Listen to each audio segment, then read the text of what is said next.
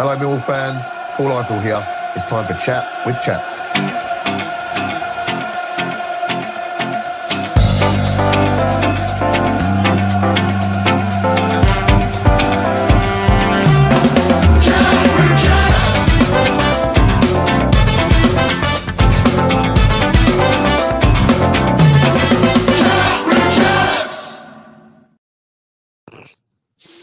Good morning, good evening, good afternoon, wherever you are in the world. Welcome to another edition of Chat with Chaps, the live midweek show.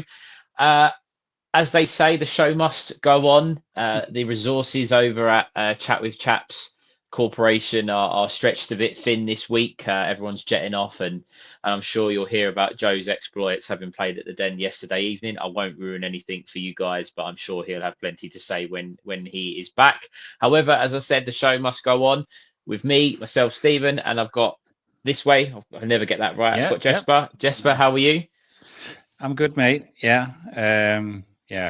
Despite the results on Saturday, I think it went as I expected. Not as I hoped, but I think they were just too good for us on the day, weren't they? And we were very stretched. But I know we will get into it. But I'm doing well. Although unfortunately we have to wait 3 months now until the next game, which is a bit unfortunate. But yeah, lots to talk about still. And good to be back on. Absolutely. And guys, I am looking at trying to get all the comments through. I am recording this on my phone again. So if I do press the little referral link that comes up off of StreamYard, I do apologize. I can't get rid of the thing. So if it comes up, shoot the messenger and all that. But before we get started, as always, the guys have done an amazing job this year. I'm reliably informed by Mr. Chapman that the current subscriber figure is 1,919. That was as of this afternoon. Maybe a couple of people perhaps have subscribed since then. But if you haven't, if you're new around here, please subscribe. Please like, please share. I always say this when I do these recordings. Every like, every comment, every share, everything that we get through this makes a huge difference to us, and obviously the great work over at Cancer Research, all the money that we make goes through to them. So if you can like and subscribe, we would really appreciate it. I will try and get through all of the comments. I can see Carl, Andrew, Bolly, Jeff Cook, Des, Alex, Chris, Mark Lindsay, Husey, PS. Everybody, good afternoon, good evening, as I say, wherever you are listening to this. So we will get into it. Unfortunately, game 46 didn't go how we hoped it would. The Lions, unfortunately, fell up a little bit short this weekend at Turf Moor. Not for a lack of effort, I will add. I thought I was there myself. I'm sure lots of the listeners were. I think we gave it everything we had. We did try to get on the front foot, obviously took the lead, but it didn't quite go our way. Jesper, we will talk about the game obviously a little bit more detail, but I think we spoke just before we come on air. It was to be expected, wasn't it? It looked like a bit of a tall mountain for us to climb this weekend. It was a tall mountain to climb, and everything had to go in our way. I think if we had to get a result, again, our squad was very stretched, and I think the players who played did everything they could, but I think we just ran out of steam, and Burnley showed their class in the end, unfortunately. You have to have one of those days like we had at Sheffield United, where you have to be at your very best. You have to put in 120% performance. You can't allow to make any mistakes. Unfortunately, we did, both defensively and offensively, and at the end that cost us the game. But they're a very good side. I'm very interested to see how they will fare next season, Burnley, in the Premier League. 8th to 10th of August, I know the first game will be. I've already checked. To your question there, was it Andrew? No, it wasn't. It doesn't matter. But anyway, they showed their class, Burnley, in the end, and it will be interesting to see how they will fare. Also, due to the fact they have a very strong defense, and I think, as a promoted team, I think it's very important to have. I think what we see now, and I'm just doing a slight segue here, is that the promoted team seems to be carrying the same way of playing as it did in the Championship. Attacking football, tiki-taka, and it comes back to bite them in the arse. And all of the 3 teams that went up last year are coming back down next year. So yeah. But a very good side, Burnley, deserved winners, and we had one minute in heaven, and it was back down to earth. I went to grab a beer after the goal, and when I came back, unfortunately, it was already 1-1. So yeah, there you go. I actually had friends, family watching the game or watching the scores coming in, and I must admit that when we scored on Saturday, it was one of the best memory I'll ever have. That feeling of oh my God, it's on, it's really on here, and I think lots of people were kind of willing it to happen. I think a lot of neutrals. I know we often say no one likes us, we don't care, but I think a lot of us know that deep down there's a few teams and a few fans out there that perhaps do like us and would like us to maybe make the Premier League. And for that minute and a half, it looked like it could happen. We'll carry on the theme of the game. I don't think there was any real surprises in the team lineup. We kind of expected to see George Honeyman in for Kundal, go maybe a little bit more defence minded. The debate beforehand was would Liam Roberts be fit to start in goal? He obviously wasn't, as he wasn't named in the squad. Jesper, what do you think? Obviously, it seems like a bit of a silly question in hindsight because we took the lead and that was the game plan. But with that lineup, with how we set up, was you surprised? Did we kind of start the game how you expected? I think we did, yeah. I don't think Alex Neil necessarily set up for us to be defensively, but I think he set up the way he did because he wanted us to be solid and he wanted us to be, to stay in the game as long as possible. Going in at halftime, 1-1 is not a bad result. We're still in it. We need one goal second half, and if we score that 90th minute, then that's brilliant. Unfortunately, we don't. And we go on to lose 3-1. But I think it was okay. I think we did well first half to keep them at bay. I think we created what we can expect to create at a place like Turf Moor. And it's also in the first half we have that massive sitter, which Coburn unfortunately misses. Where we could have gone 2-1 up, and it would again have been a different story going into the second half. So I think we set up the way we should be. But I just don't think that everyone had their best game. But despite that, we still made a game of it. We still took it to Burnley first half, and I think with the second half we just ran out of steam. And Burnley were also chasing the game because they knew that Leeds were not winning, so they had something to go for as well. Had Leeds been up 4-0, about the hour mark, who knows how much effort they would have put in. It's all if, maybes, and buts, but yeah. What happened, and I think it was to be expected, to be fair. Yeah, I think it's interesting that we needed the perfect set of results, really. A few people around me were kind of saying that we need if Leeds take the lead early doors at Plymouth, then it might change how Burnley approached the game. Obviously they didn't, and then Plymouth took the lead, so that kind of went against us. News trickled through that obviously Preston went ahead, and Bristol City were behind, and that's what we needed as well. And it just sort of, I don't know, you needed, as you said earlier, we needed the perfect set of results. We needed the dream scenario, and I feel like we'd kind of, in football, they talk about like the fairy tales and that kind of ending, but it just seemed that the odds were kind of against us, and that's ultimately they were. I will come on. There was a comment about Josh Coburn. We obviously touched on it there. I will come back to him a little bit later. Guys, what I would say on Coburn, and this is just my personal opinion, and again, I know that some people would agree and some people would disagree. It's a bad miss. But I don't think it's necessarily all on him. I think he's got a lot of abuse and a lot of stick over the last few days, and it is a shocking miss, and it's an undefendable miss. Let's be honest. But I don't think, and for me personally, and I didn't mention this to Jesper, we will talk about it. We will have go over the incident and the miss, but it's not necessarily an opportunity maybe to pile on. I get the frustration, but I think nobody means to miss chances like that. But before we go on to that, we will talk about someone who scored at Turf Moor on Saturday, Mr. Ivanovic, who I believe is back in his own country this evening supporting his old team. The picture's been doing the rounds on Twitter this evening, their last game of the season. So he's gone back to Serbia to support them. 13 goals this season, another very, very good finish. We all said if we wanted a chance to fall to anyone, it would be to Ivanovic. Just couldn't stop scoring, could he? No, I mean, I think there's the first half of the season and there's the second half of the season. And it's not necessarily just down to management, but he's just been different class, hasn't he? It's like, it seems like he's settled into English football as well, the championship, the level, the way we play. He feels, it sounds to me as he's very integrated already in the team with the lads and so on. So he's been very good for us. I know there were a lot of, I think, doubts when we signed him, because we signed him on deadline day as well, deadline transfer day.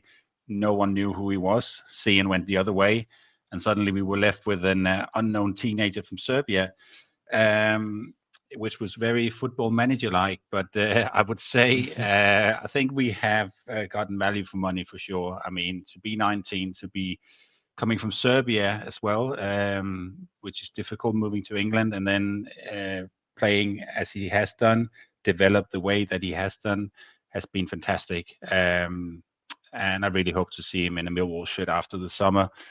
I know that there are, I wouldn't say rumors, but people are already start talking about, is it the right time to sell? Is it so on? I think that's not something you should be talking about. I think it's way too soon for him. I don't know what you think, Stephen, but one season in the championship does not define you as a footballer. I think you need a little bit more to show for yourself before maybe moving on to bigger and better things. I look at a player like Josh Sargent, for instance, who plays for Norwich, who they bought in Werder Bremen. He's played in the championship now for 4 seasons. He's still there.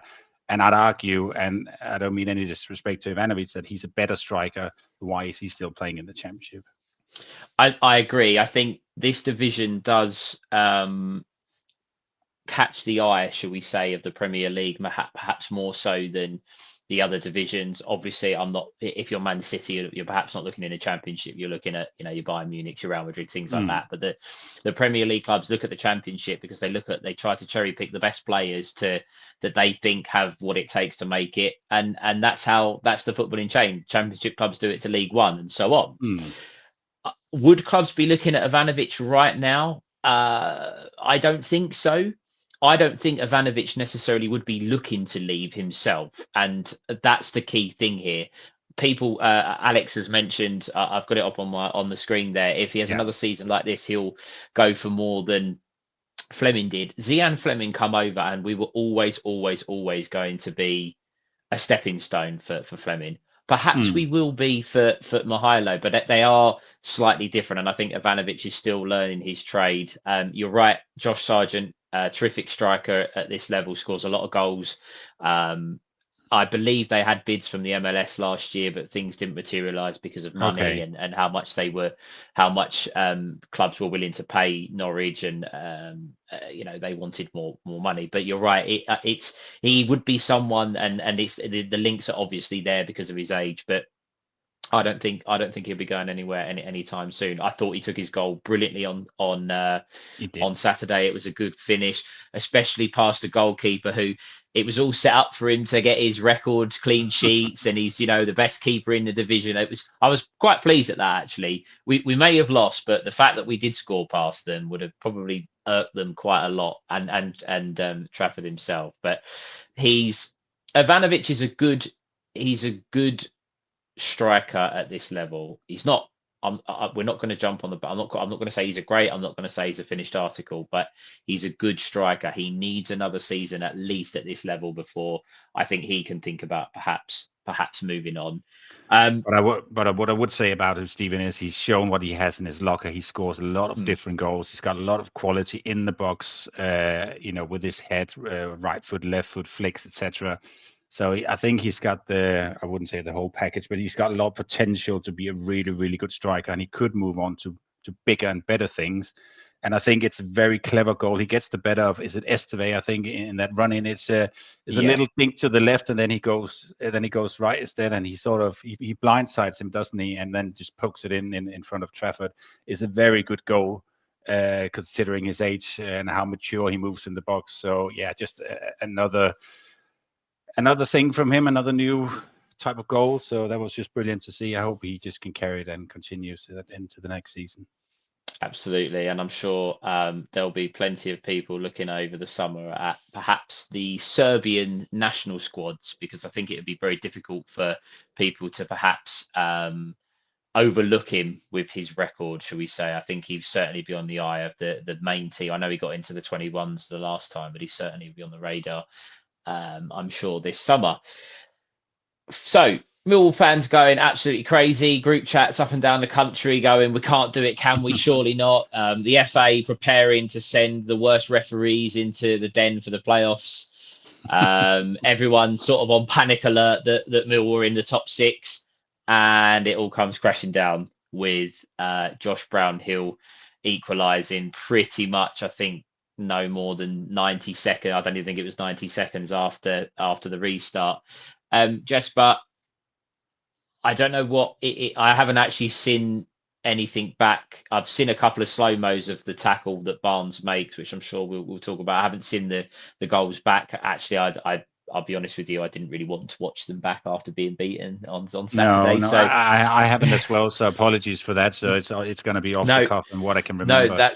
that's fine. But it just felt as if we had a few opportunities to clear the ball, and a theme that ran through pretty much the entire game with this, and it's very un-Millwall like.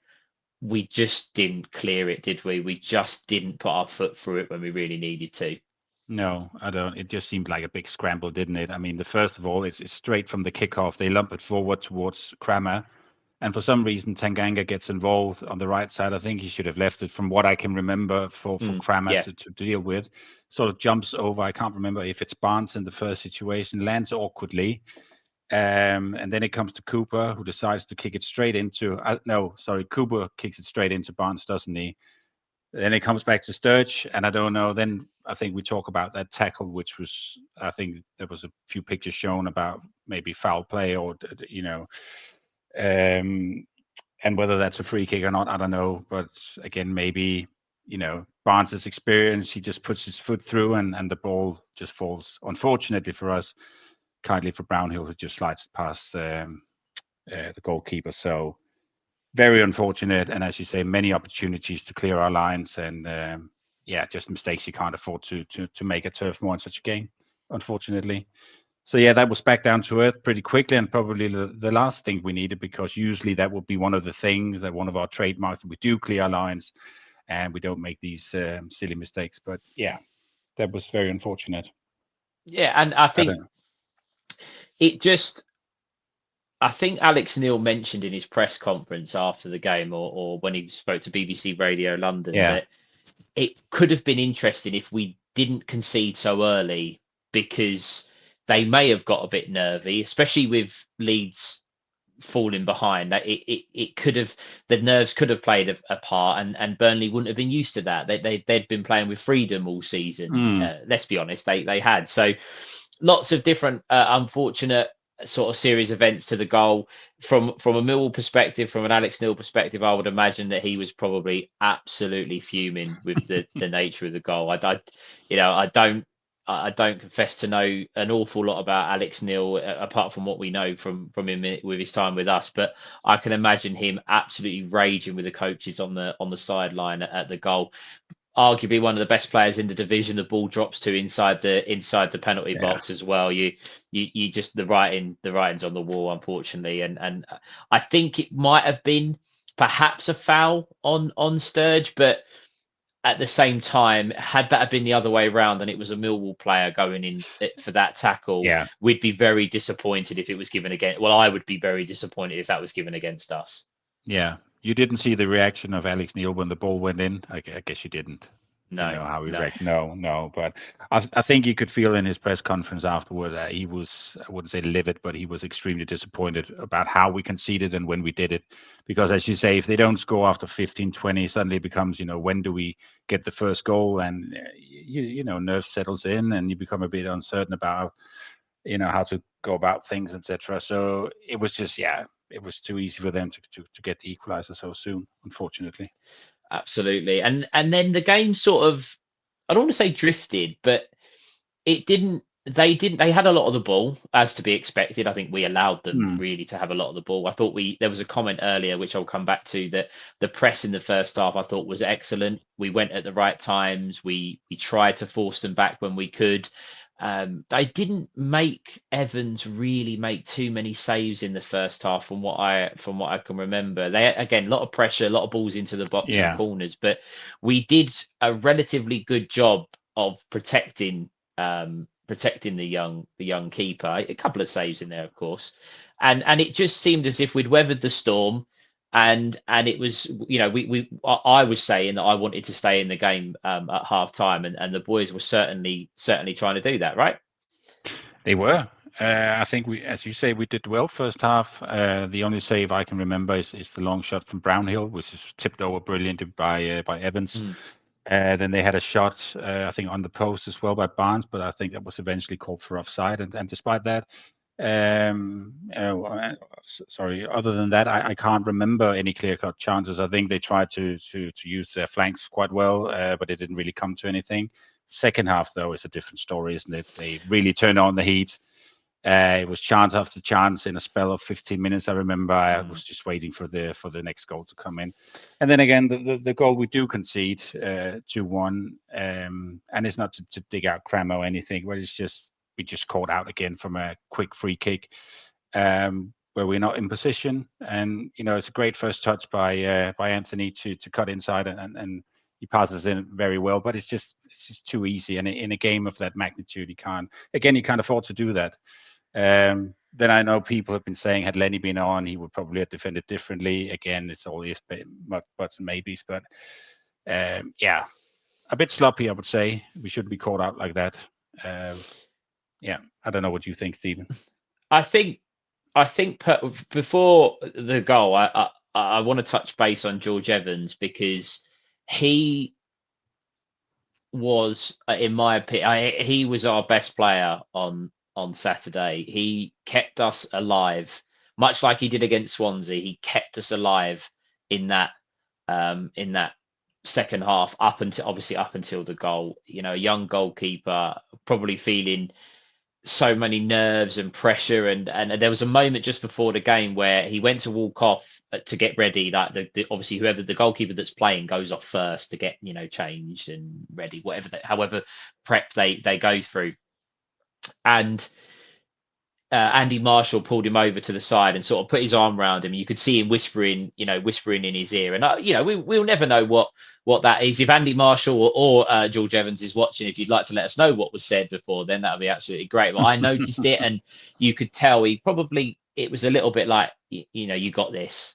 To give it everything you got today, and let's see how it ends up. And he was phenomenal on Saturday. I thought he kept us in the game, some really good saves, and as I said just before that we go on to the goal. He was protected quite well in the first half, but in the second half he just wasn't. And there was so many times, as you say, it was just standing there waiting for the ball to hit the back of the net, and it was a block, it was a save, it was flashing past the post, and you're just thinking they can't keep missing. And No. unfortunately, as you say, Tristan Crammer probably chose the wrong time to maybe just have a poor game.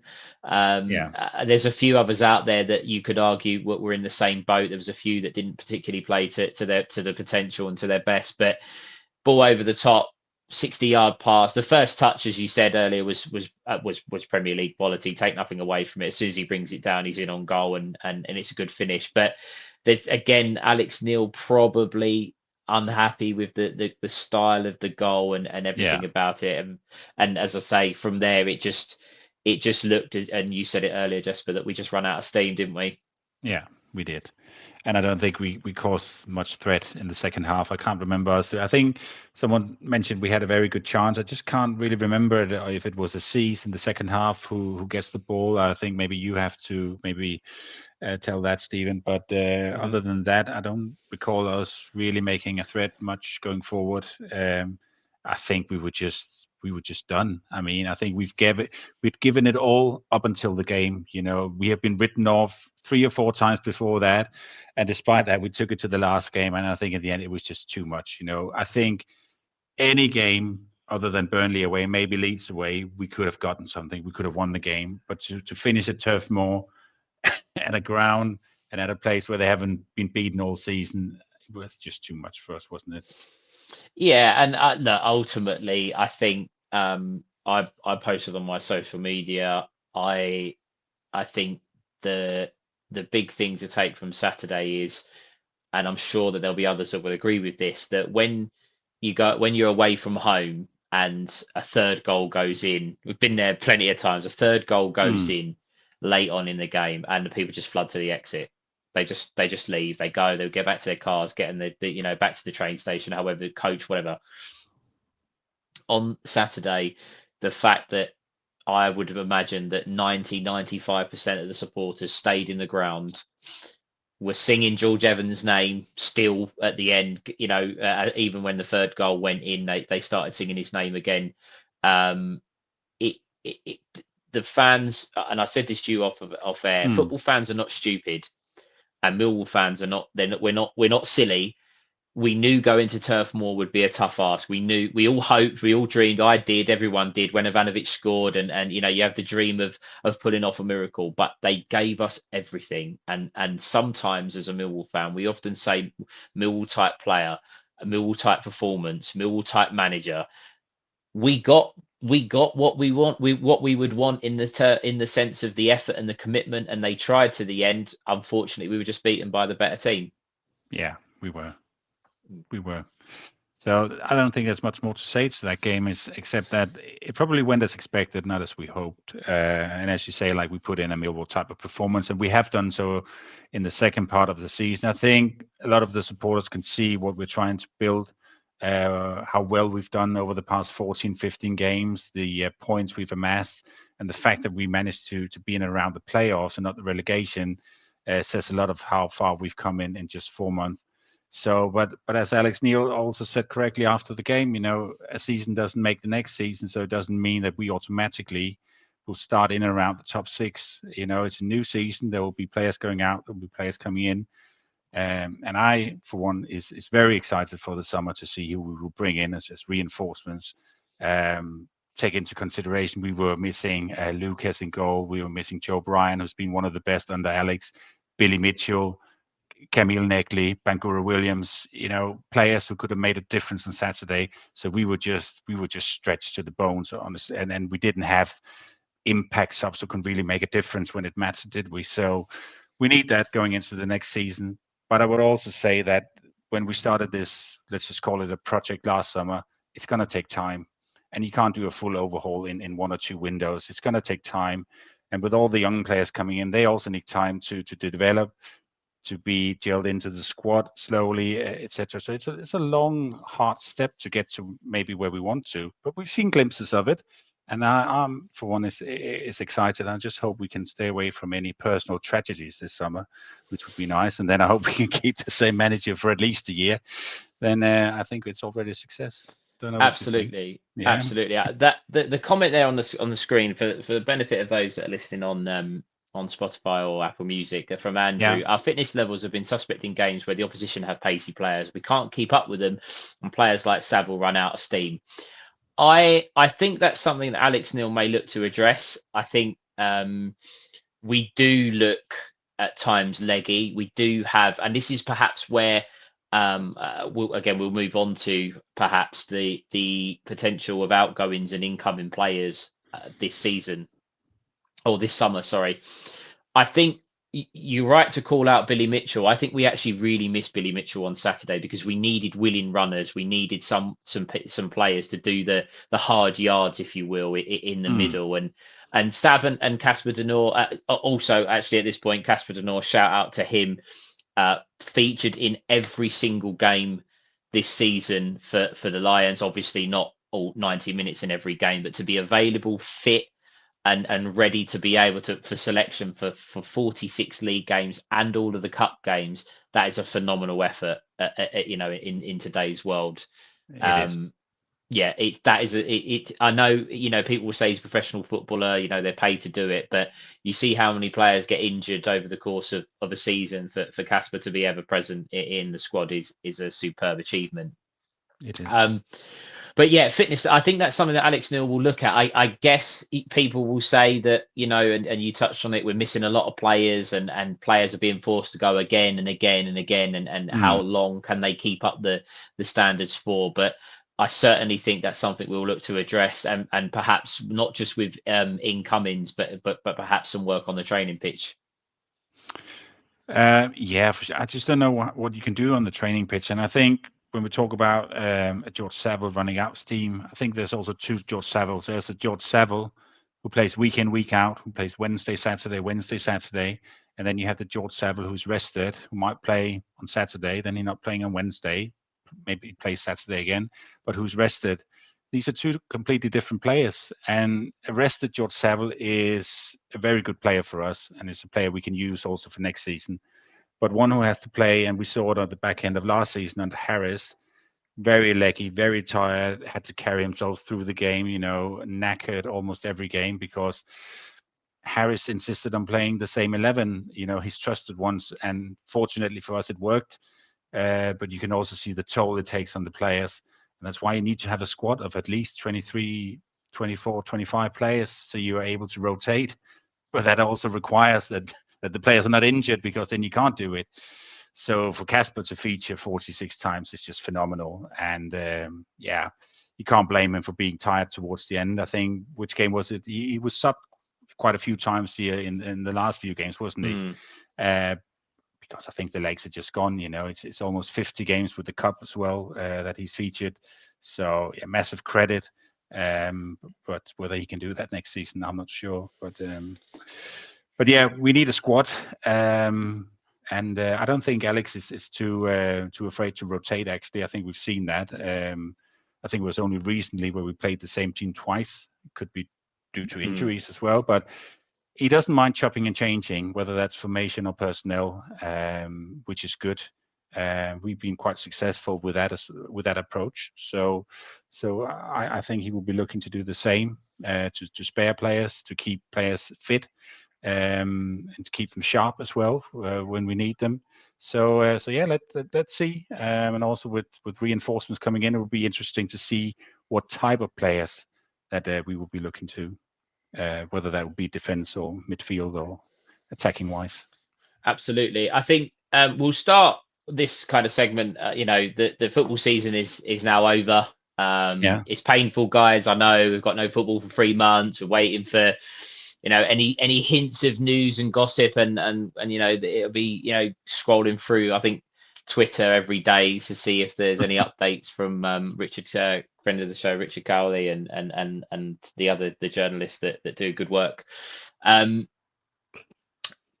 first bit of news that broke today, a surprise, I think, for many. Certainly when I saw it, Wes Harding has signed a new contract. Now, we'll caveat that with that the club have chosen to extend Wes's contract. Obviously, they have the option to do that. It's their prerogative to do so.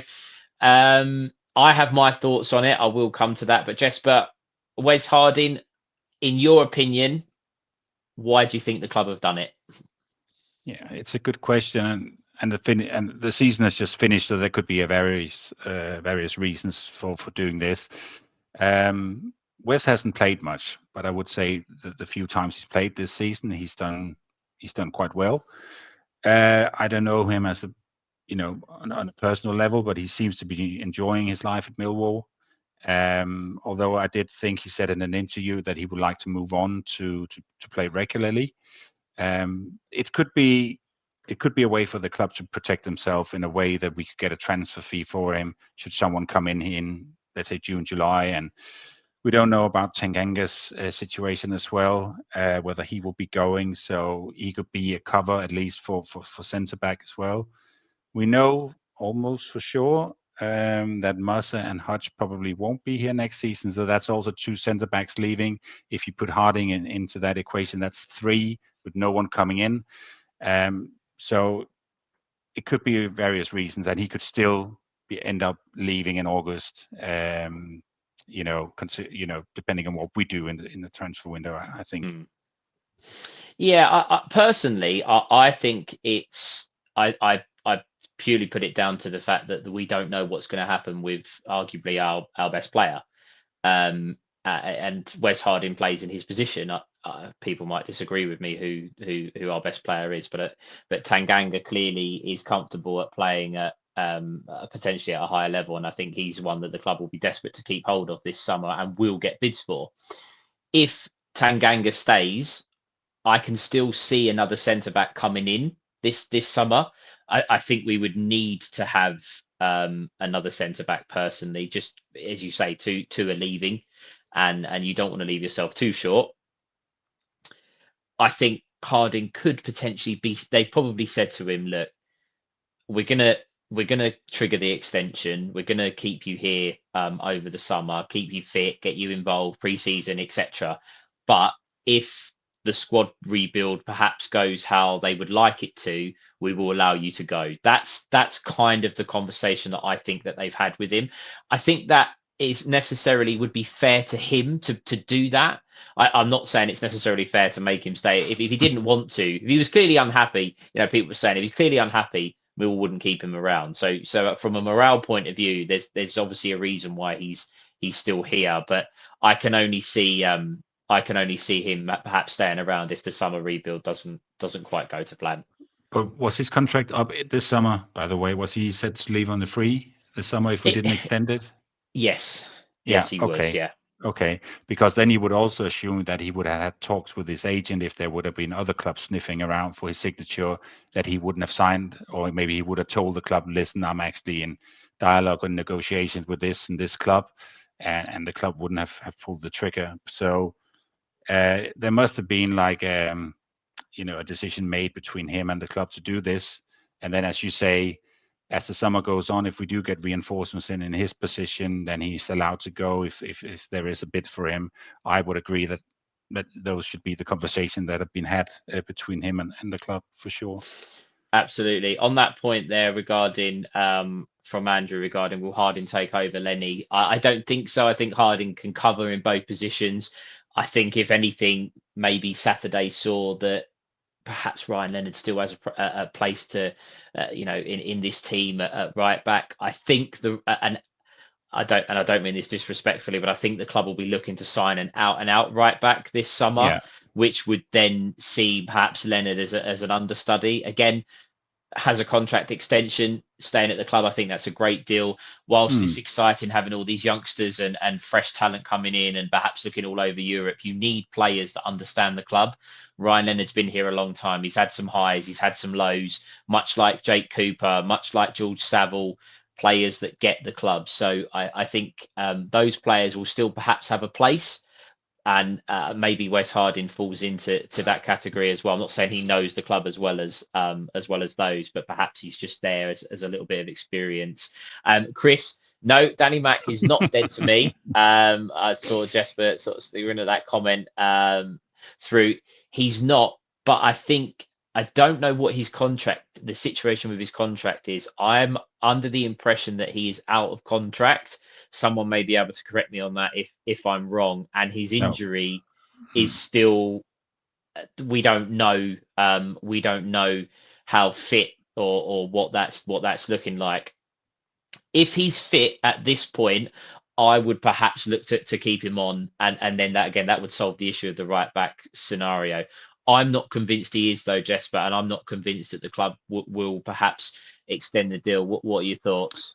Funny you say that, because I read again. This is just a rumor. Everything that's being said tonight it's rumors because we don't know. But I read somewhere that the club would maybe look to re-sign or sign contracts for George Honeyman, George Saville, Danny McNamara, and then Wes Harding.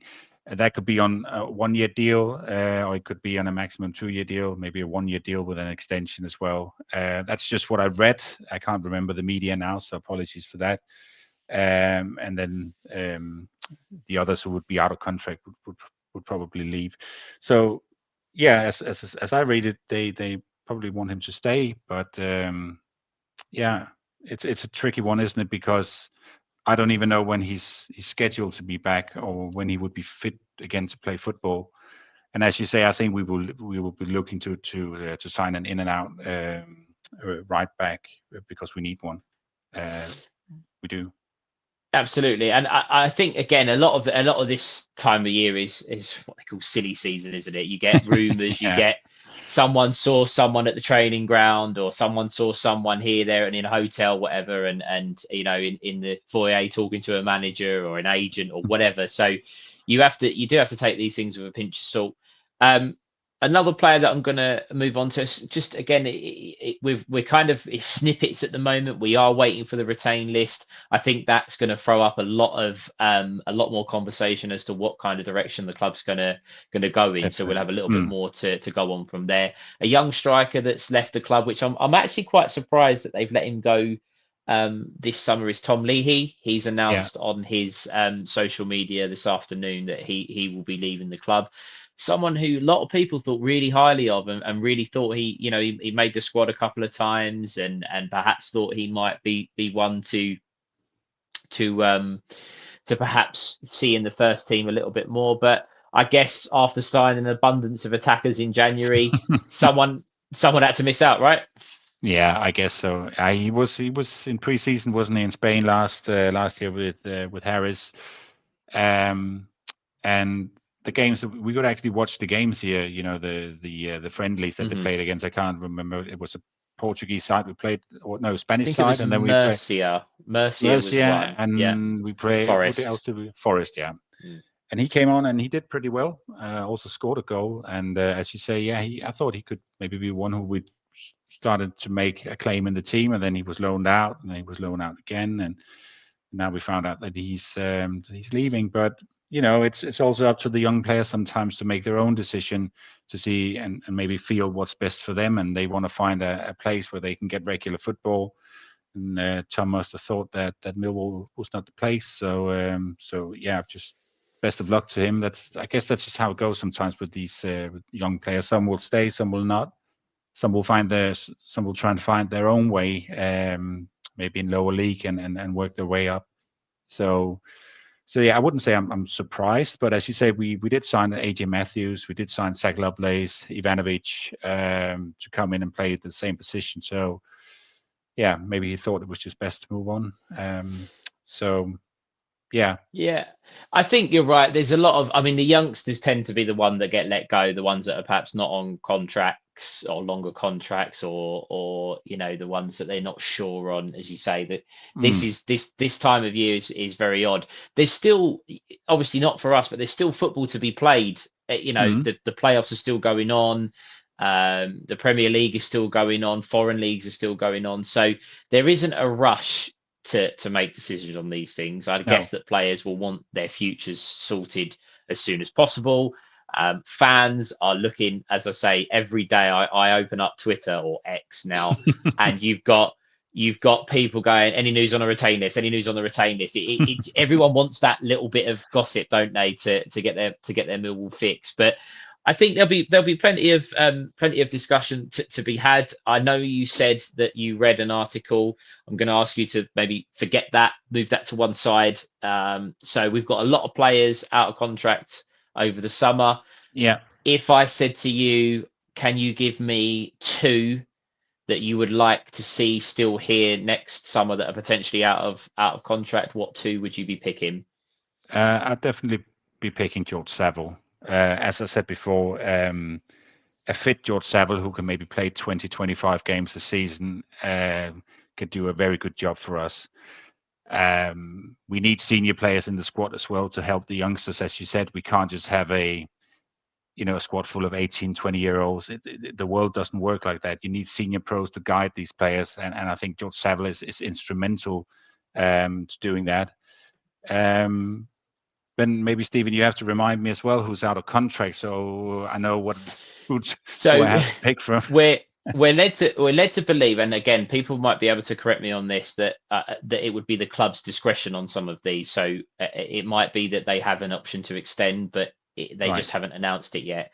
So we're led to believe that it's Danny McNamara, George Honeyman, George Saville, Sean Hutchinson, Murray Wallace, Joe Bryan, Duncan Okay. Watmore, Liam Roberts, because he was obviously signed only on a Yeah. one-year deal. Mm. Then you have the other players that will be leaving the club are obviously the players that were on loan. So Josh Coburn, Ryan Wintle, Zach Sturge, and I don't think we had anyone else. Did we have We had anyone else in Scanlon, on? didn't we? I don't Oh, know and if the Scanlon. Yeah, loan we don't was. really know Yeah. what's going on there. So Yeah. lots of players leaving the club. So George Saville is one. Who's your second? Oh, but can I pick the loan players as well? Before you do, guys, Okay. Andrew Roberts has put his in. Would keep Roberts, Bryan, and Saville. Guys, in the comments, if you could, I've asked Jesper for two. I'm putting him under a bit of pressure here. But if you, out of those names that I've given you, how many of those would you keep? Who would you let go? Alex S has just reminded me because he wasn't on loan, but he did sign a short-term deal. Aaron Connolly. Yeah. Is another one that joined the club who will be potentially leaving this summer. And I believe Andrew Cahill has reminded me as well, Mitchell is a must keep. So I think he's right. Billy Mitchell's contract was also up in the air as well. But I believe Brian, right? Isn't that also one that we have an option to extend for 1 year, I believe? And I think the club will trigger that one because I definitely want to keep him. Another senior pro who's played very well under Alex Neil, and we need to keep him as well. And then Billy Mitchell. I think when he came back, I think his first few games, he was very unfortunate. He was involved in that infamous Cardiff game at home where he lost the ball. I think it was in the 5th minute of injury time, and they went down and scored, and he got a lot of pelters for that. But I think he's just developed again this season under Alex. I think he's done really well, and once he started finding his feet again, he's done really well. And as you say, he brings a lot of dynamic into the midfield. He covers a lot of ground, and he's what we need in there. So yeah, I'll definitely have him. That was 3. I don't know if we can say Joe Bryan was a half, 2.5, but yeah, it will be those players for sure. I'll put you under a little bit of pressure there by asking you to give it just a couple, but which I think the reason why I said that, I think the loan players, I think we are a club and a lot of clubs in the Championship that will utilize the loan market.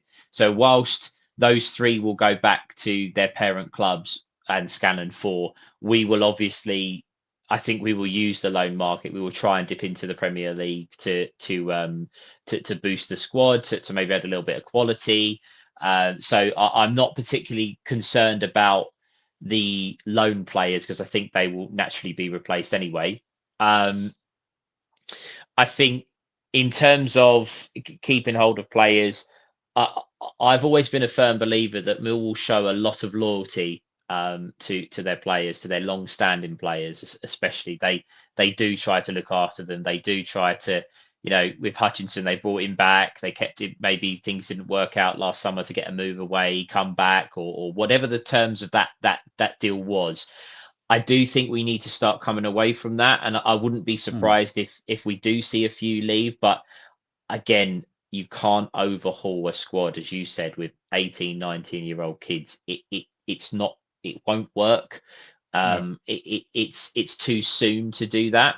So I certainly think there'll be a few. If I had to pick 2, the 2 I would want to keep is Joe Bryan and Billy Mitchell, because I think Bryan, as you say, has been excellent under Alex Neil, and I think Billy Mitchell has got legs in midfield.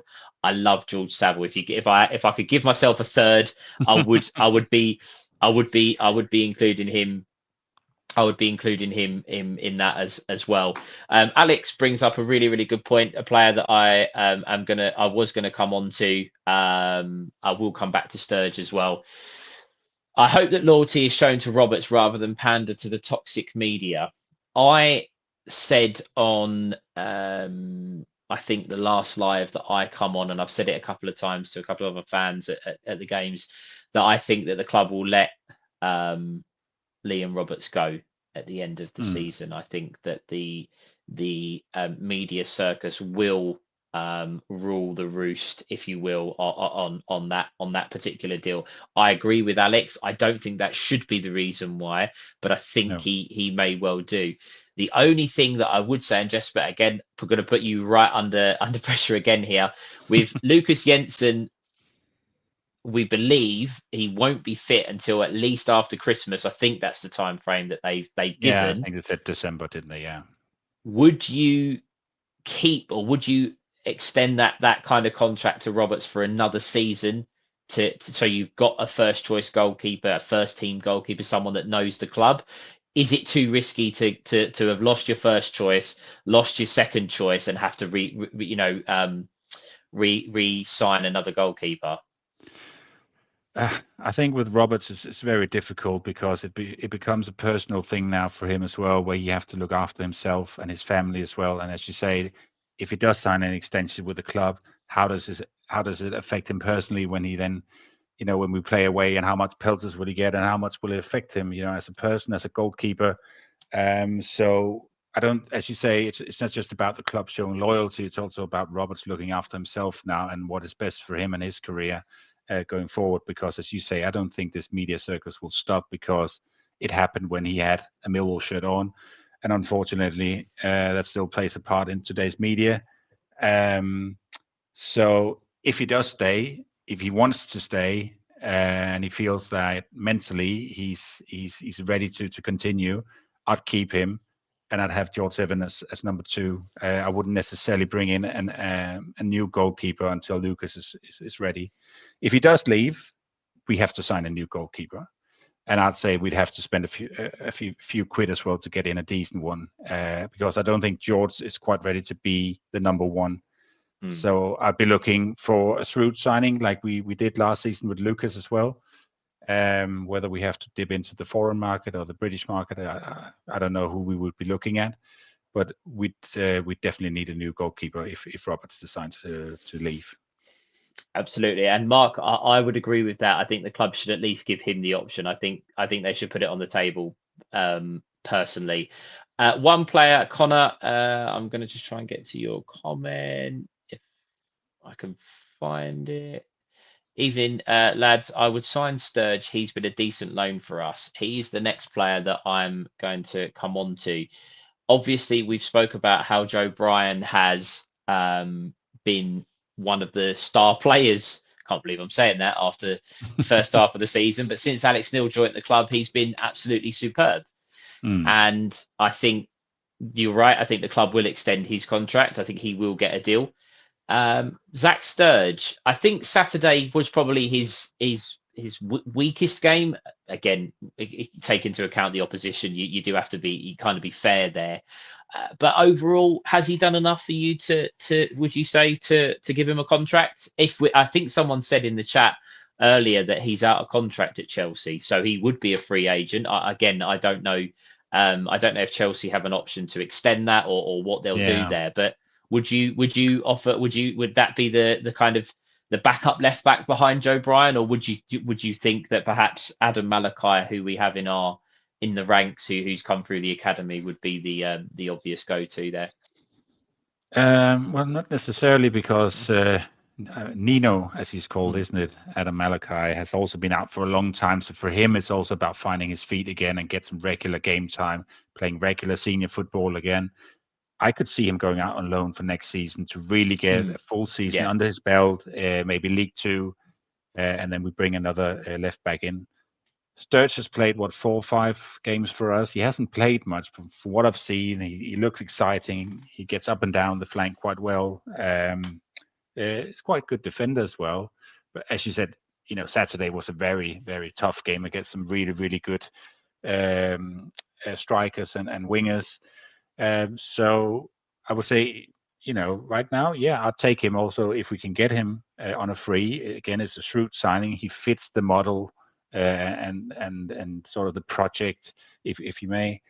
But if we stick with rumors, and there's a slight segue, I also saw another rumor with a Charlton player. I don't know if you saw that. Thierry Small, who's also out of contract, and it is believed that he wants to see how it pans out with Charlton if they do go up. I would think maybe he signs a new contract with them, but if they don't, it seems like we're in to sign him with, I believe it was Blackburn, and there was another side as well. So it seems, and the point I'm trying to make is it seems like we are trying to bring in a new left back. Whether that will be Sturridge, Small, Malaki, time will tell. But I think we will bring in one. Absolutely. I did and see of course Nino is already there, but yeah, additional one. And also, and I was about to come on to this. Alex has beat me to it. Adam Mayer has been playing at left back for Bromley as well. So I think, again, we're what is it today? Wednesday. We're 5 days for whatever it is after the season has ended. There's a lot of reflection time that, there's lots of stuff to process, to go through. We have to take stock of what we've done, and Alex Neil will do that, and the board will do that. I'm sure Steve Gallen will have his ideas on what he wants this summer to look like, and how it may go. Guys, like you all, we look for rumors just as much as you do. I must admit, and I did put this in our chat, our WhatsApp group. Jesper will vouch for this, that some of the comments that have been flying around on some of the players' Instagram, to talking about contracts and who's going to sign and who's going to stay. I just can't keep up with it. I don't think Instagram is a reliable source. Someone writing a comment on a player. So please don't get caught up on that. We're trying our best not to ourselves. But I think, Jesper, there'll be review shows of the season that the channel will continue to do, look at in depth at certain things, and a season review and players and that kind of thing. But from your perspective, obviously to our viewers now, very kind of we'll sort of touch on it. It's not been a bad season after what can only be described as a roller coaster, really, can it? I think it finished quite well. I think in December it was sort of repeat, wasn't it, from the year before? We lost our manager. We couldn't score a goal. We didn't win. I think we had one win in 10 games. We come into January with a new manager, starts up with 2 points in 4 games, and we all sat there thinking, well, is this going to be the year that we're going to get relegated? But fortunately, that didn't happen, and we definitely turned a corner, and we started to pick up points, and we had a very, very strong finish to the season. But just to reiterate what I said in the beginning, that doesn't make for next season. Now is the time, as you say, to reflect, to sit down and see what do we need for next season. How do we want to go about things? How can we make our team stronger? And take it from there, and don't necessarily expect that just because we had the form towards the back end of this season, that's going to continue into the next season. That will be dangerous. So, but I do think that we are in good hands with Alex. I think he knows what he's doing. He knows the league. I think he knows what needs to be done and what sort of players that he wants to bring in. And it'll be very interesting to see what the scouting team then has for him. I believe that's how I think it works, isn't it? That they sit down and Alex says, right, I want a right back, I want a right winger, I want a central midfielder. These are just examples. And then Steve says, right, okay, I'll give that to the scouting team. They find some, players, present them for Alex and say, right, we got these 3, we got these 4, we got these 5. And then he said, right, I like this guy. Can we get him? At least that's how I think it works. But again, I don't work, inside those 4 walls. But again, we've the signing of Ivanovic and Neckley, and I'm not just saying these because of foreigners, but these are players that we won't be looking at. If you asked also the viewers and the listeners who we would want to sign in the summer, I don't think anyone would have put up Kamil Neckley and Mihailo Ivanovic as possibilities. No. And it's just refreshing that we are looking towards these areas and we are finding these players. Because we know the British market is it's inflated. The prices are inflated for a good player in League One, even in League Two, and we don't even know if they can cut it in the Championship because it's such a demanding league. Absolutely. And Mark, I will get our very own Joe Zampa to come up with a spreadsheet for you. I'm sure he's going to love me giving him homework over the summer, but we'll get Joe Zampa to create a spreadsheet full of the players for you, so you don't have to do that one yourself. And get another comment from Des. I quite agree. Really looking forward to one season only of not having the comment section of every EFL related video full of, as a Leeds fan, I think blah blah blah, entitled bollocks blah blah. I must admit, I I never usually say this. I cannot stand Leeds as a football club. Look, they got their promotion. They did what they did. It was quite funny though on Saturday when the Burnley fans were singing "Champions Elect," and then Leeds went and scored, and the sort of pin drop that they wasn't going to be champions. So that was quite amusing. But yes, I agree, Des. We're getting rid of Leeds, and they can enjoy their season, probably struggling in the Premier League. We can all but hope. Andrew, it's not just down to Alex Neil though. Yes, he'll have an input, but still think Gallen is bringing these players in. And Mark, the comment was, we should already know what we need. Both of those statements I do agree with. I think the club already do work ahead. They do have plans in place. They'll have your plan A, plan B, plan C. I think there's a lot more structure to it than what we've previously seen. And I think that they will have ideas. I do think you're right, Jesper, in the sense that Alex Neil will have an input in terms of maybe the players that he thinks, or the areas he thinks we desperately need some reinforcements in, and then Gallen will work his magic, shall we say, do whatever it is that he does in the background with the scouts. And we're led to believe that there's a data website that actually scouted Mihailo Ivanovic. I don't know how true, someone might in the know might be able to point me in the, or point us in the right direction, but there was an article that come out that it was a system that was used, and apparently 15 of the reports that come back, all 15 of them turned around and said, we need to look at this guy. So that's perhaps what they use. So however it works, they will have a plan in place, and Gallen will perhaps be pulling the strings. But it is certainly, I agree with what you said. It is an exciting time. There'll be lots of incomings, lots of some outgoings too. And what I would say, and I'm sure a friend of the show, Phil Clark, will appreciate this. He's been very vocal that Sean Hutchinson and Murray Wallace perhaps have not had the goodbye that they perhaps deserve. I will do a chat with chaps goodbye for both of them. I think both of them have been legends, modern day legends. I will add, they've scored some really important goals, been part of rock solid defence and some amazing moments.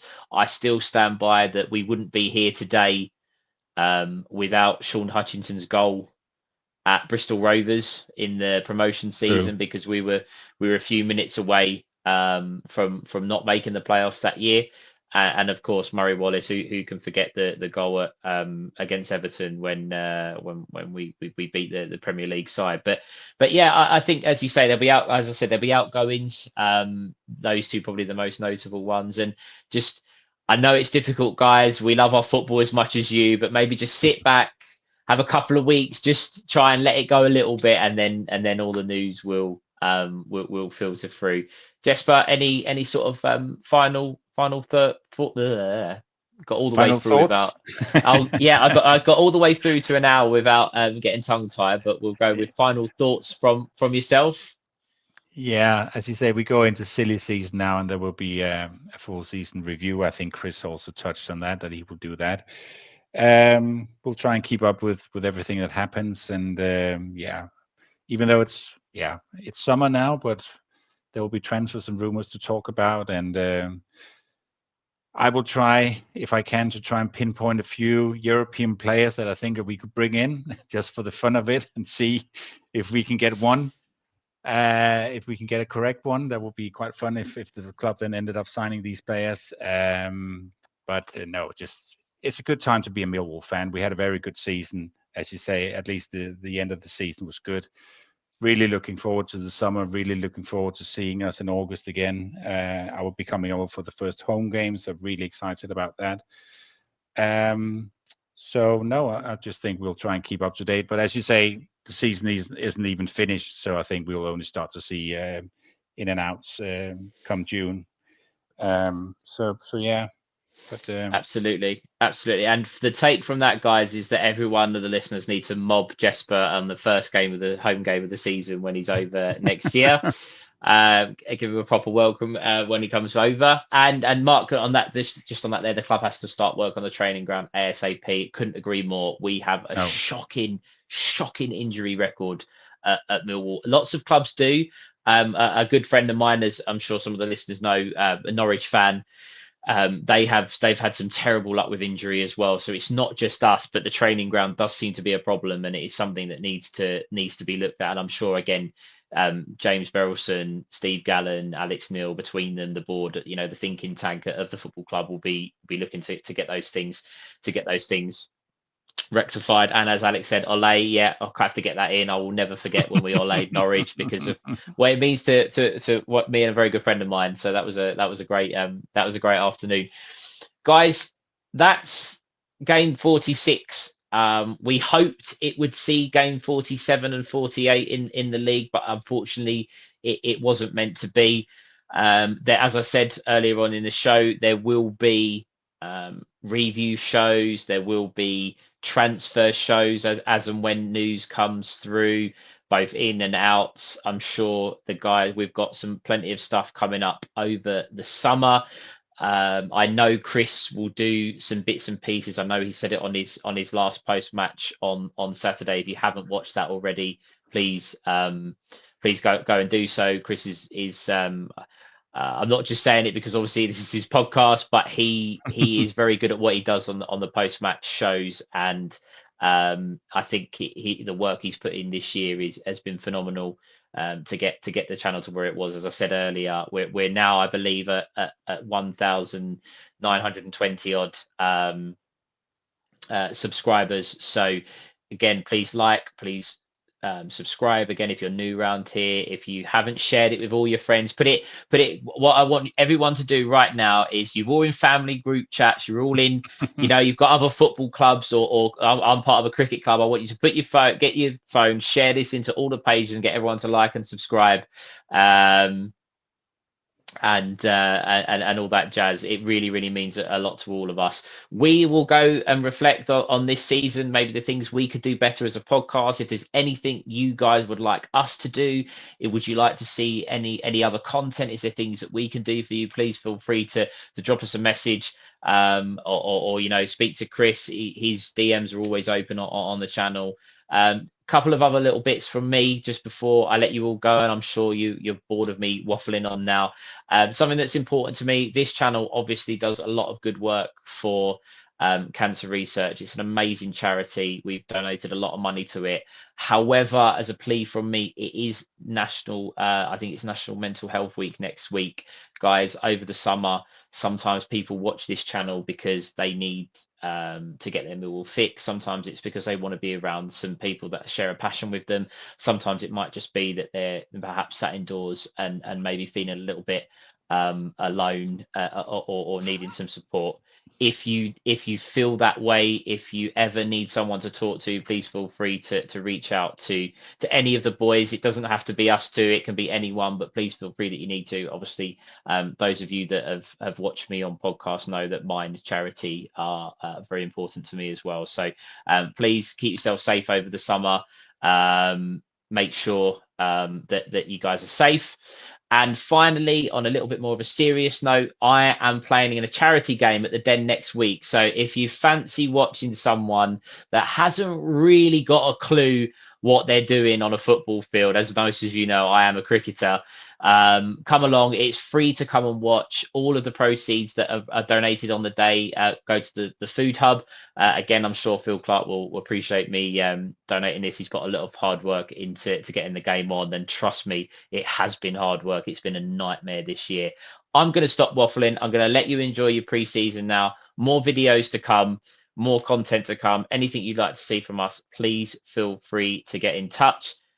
Jesper, I will let you go. You've been sat there very patiently for me. Thank you very much for joining us today. As I say, the show will always go on, and we will be back over the summer with more Millwall content, come rain or shine. Enjoy your summer, guys, and we'll speak to you all soon.